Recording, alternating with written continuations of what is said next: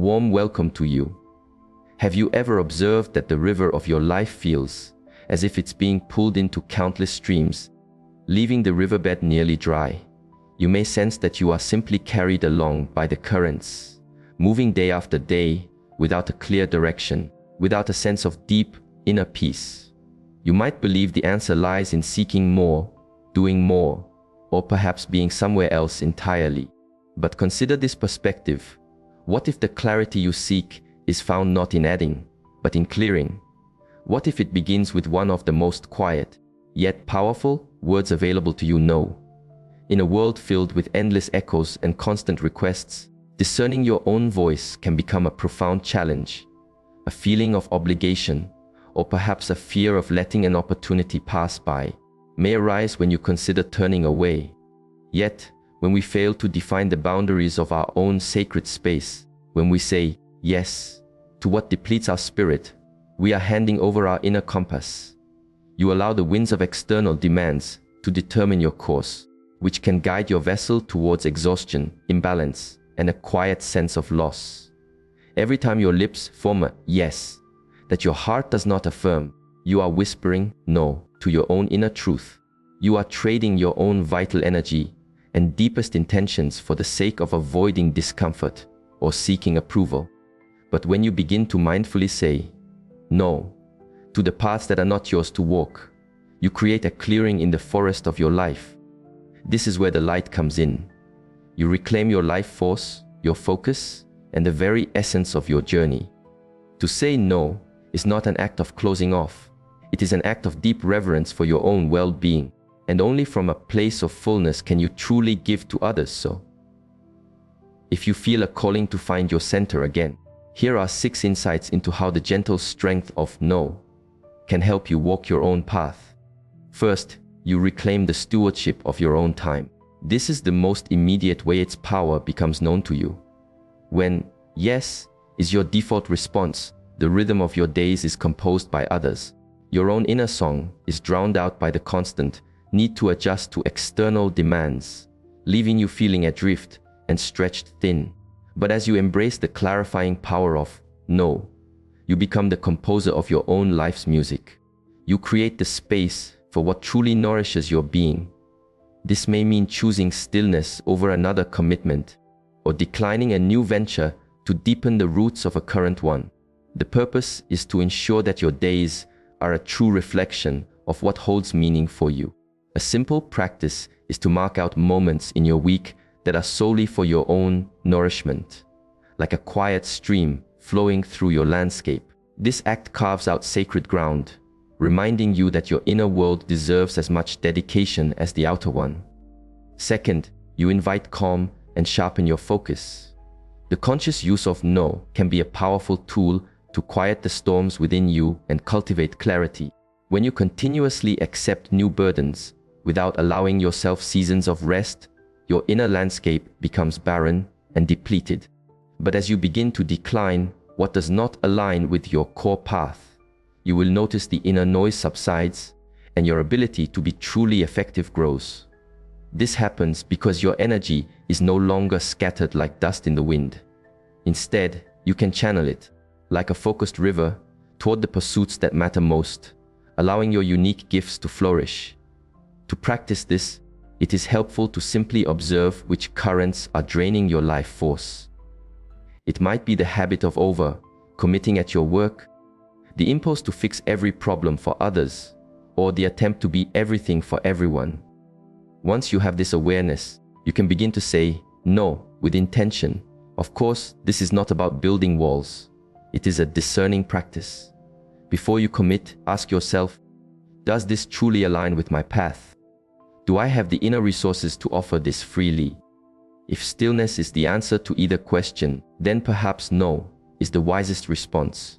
And when you offer it, do so with compassion and firmness.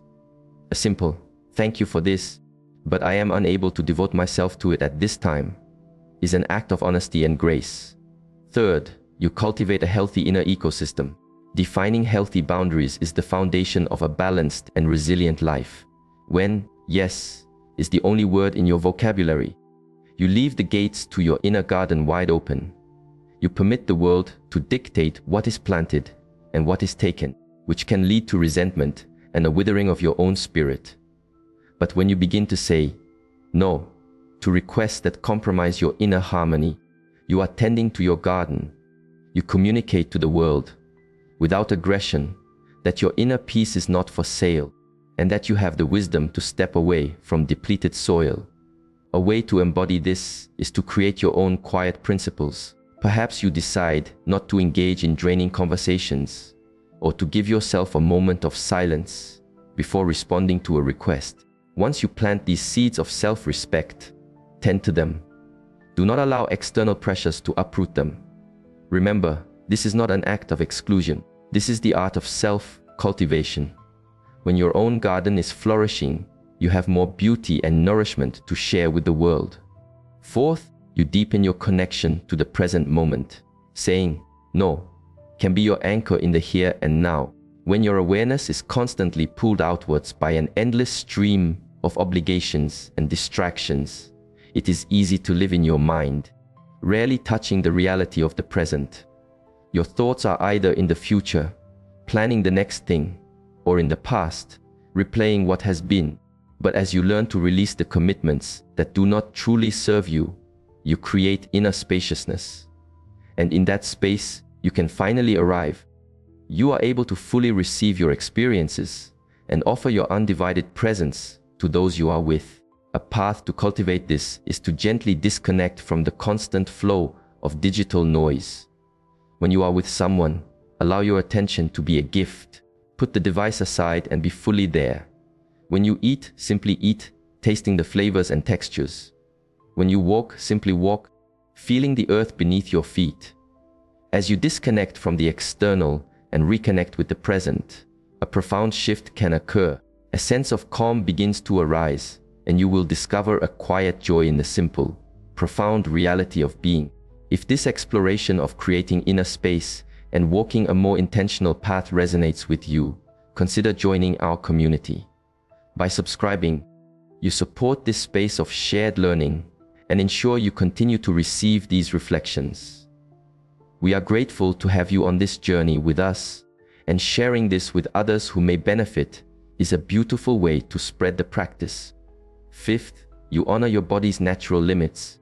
We all have a finite wellspring of energy. Burnout is the state of depletion that occurs when we continuously give more than we replenish. When, yes, is an unconscious habit, you are, in essence, setting a course toward this exhaustion. You are asking your body and spirit to carry more than they are designed to bear, and eventually, they will signal that the load is too heavy. But when you start to say no from a place of wisdom, you honor these natural limits. You become a guardian of your own vitality, ensuring your inner flame does not extinguish itself. One way to integrate this is to embrace moments of intentional pause. When you feel the weight of overwhelm, allow yourself a few moments to step away. Find your breath, walk in nature, listen to a piece of music. These small acts of return help replenish your well and allow you to approach your life with renewed energy. You can also practice no by inviting help. If a task feels too vast, it is a sign of strength, not weakness, to ask others to share the load. This flow of giving and receiving helps everyone, preventing any single person from becoming an empty vessel. And sixth, you deepen the authenticity of your connections. Consciously choosing when to say no can profoundly enrich your relationships. When yes is a reflex, you often place your own well-being last. You make yourself constantly available to others, but you may not be truly present for yourself. This imbalance can create a subtle undercurrent of resentment, creating distance where you seek connection. But as you learn to say no in order to honor your own needs, you create the possibility of a much deeper yes. You are making intentional space for the people and connections that truly matter. You are investing in them with your whole presence, not just your compliance. The way to do this with grace is through open-hearted honesty. You can let those close to you know that you are learning to tend to your own energy more carefully. They will likely understand that this is not about rejecting them, but about preserving yourself so you can be a better more present friend, partner, and family member for them. The truth is, learning to say no is a necessary practice for a life lived with intention. To walk a path that is true to our own spirit, we must be willing to lovingly decline the paths that are not ours. When we do this, we reclaim our own authority and create the inner space for what brings us life. This practice is not always simple, but its fruits are profound. As you release what no longer serves you, you will discover an abundance of energy, clarity, and time.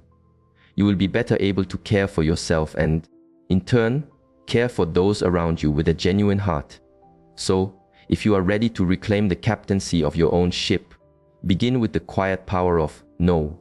You may be amazed at the gentle, transformative waves it sets in motion.